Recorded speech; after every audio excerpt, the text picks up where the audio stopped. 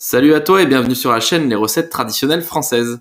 Aujourd'hui, je t'emmène dans le Pays Basque découvrir le dessert emblématique de cette région. Tu l'auras bien sûr deviné, il s'agit du gâteau basque.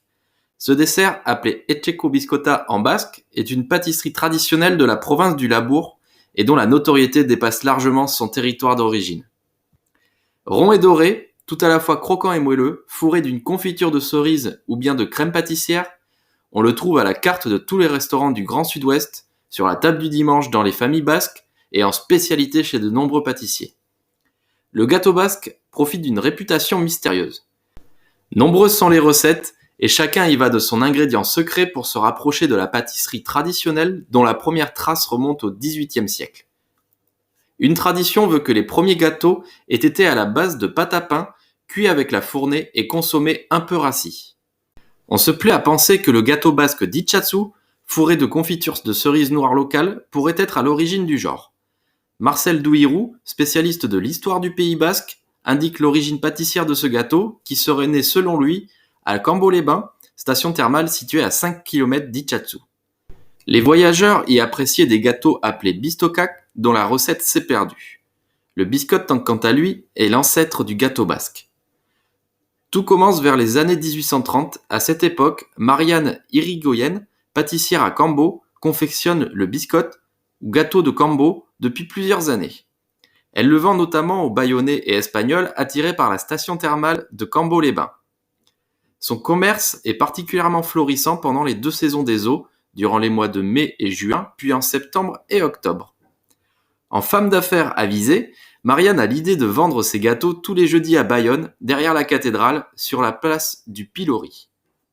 Attendue par tous, elle devient vite la basquaise au gâteaux qui dès lors prennent le nom de gâteau basque. Selon toute vraisemblance, Marianne aurait hérité de la recette de sa belle-mère. Cette recette, elle l'a transmise elle aussi à ses petites filles, Elisabeth et Anne Dibar. Toutes deux pâtissières, elles contribuèrent à la renommée de ce gâteau dans leur boutique qui abritait le four dans la maison Beherekocha, dans l'actuelle rue Chirikarika à Cambo.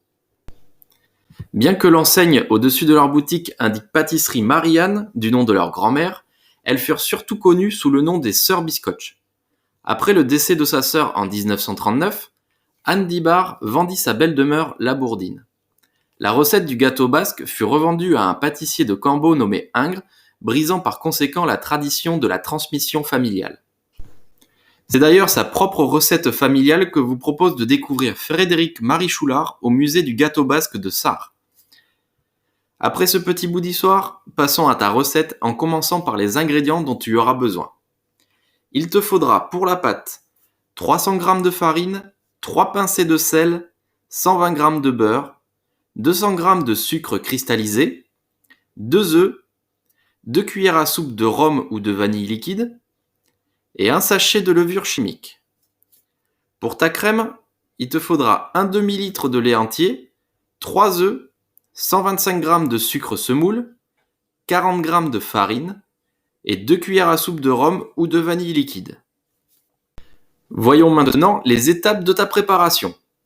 Tout d'abord, dans un saladier, mélange le beurre ramolli et le sucre cristallisé, puis ajoute la farine, la levure, les œufs, le sel et l'arôme.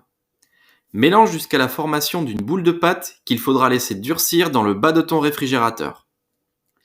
Puis dans un bol, fouette les œufs et le sucre semoule, ajoute la farine et mélange bien. Porte le lait à ébullition, verse la moitié du lait dans le bol contenant la préparation, fouette quelques instants, puis mets cette préparation dans le reste du lait resté dans la casserole. Porte à ébullition sans cesser de remuer pendant 3 à 4 minutes. La crème doit être prise, ajoute le rhum en fin de cuisson et laisse refroidir à température ambiante. Pendant ce temps, beurre un moule de 22 cm de diamètre et farine-le. Prends la pâte, travaille-la légèrement et étire-la sur une épaisseur de 4 à 5 mm. Prends-en un peu plus de la moitié pour garnir le moule, abaisse les bords. Une fois la crème refroidie, garnis le moule. Dépose la pâte restante pour faire le couvercle.